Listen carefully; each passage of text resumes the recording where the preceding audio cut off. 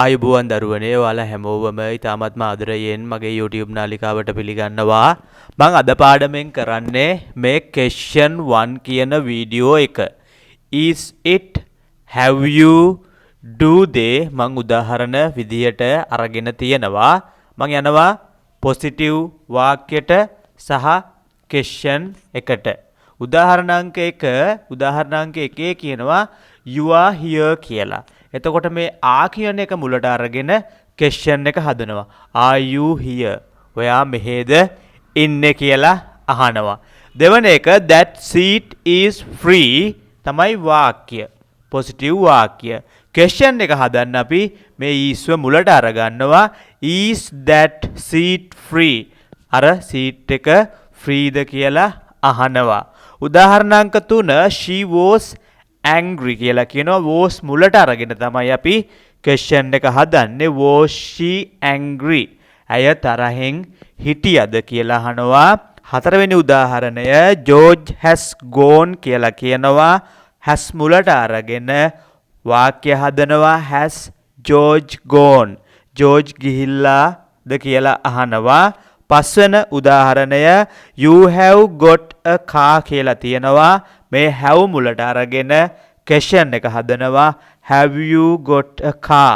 ඔයාට කාර්යයක් තියෙනවාද කියලා අහනවා. ඊළඟට අපි බලමු මේ doට es එකතු කරලා හදාගන්න does සහ did. do කියන්නේ වර්තමාන කාල present tense බහුවචන. does කියලා කියන්නේ present tense singular වර්තමාන කාල ඒකවචන. did කියලා කියන්නේ අතීත කාල. මේ තුන දාලා කොහොමද ප්‍රශ්න වාක්‍ය හදන්නේ කියලා බලමු. උදාහරණාංක 1 they work hard කියලා කියනවා. එතකොට do මුලට අරගෙන තමයි ප්‍රශ්න වාක්‍ය ගොඩනගන්නේ. do they work hard? ඔවුන් මහන්සි වෙලා වැඩ කරනවාද කියලා අහනවා. උදාහරණාංක 2 you watch television කියලා තමයි දෙවන වාක්‍යයේ තියෙන්නේ.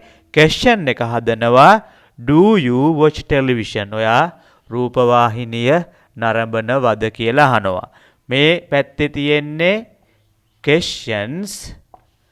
මේ පැත්තේ තියෙන්නේ positive sentences.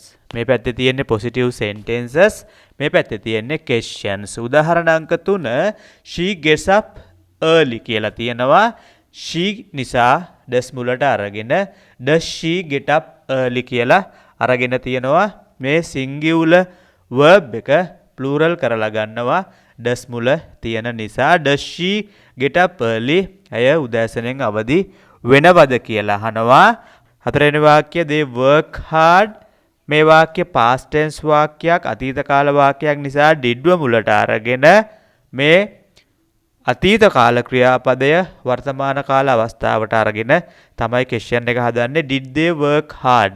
ඔවුන් මහන්සි වෙලා වැඩ කළාද කියලා අහනවා. මේ වගේ පාඩම් ඉගෙන ගන්න මගේ YouTube නාලිකාව subscribe කරන්න. වීඩියෝ එක හොඳයි කියලා හිතෙනවා නම් like එකක් දාලා යාළුවන්ට බලන්න share කරන්න.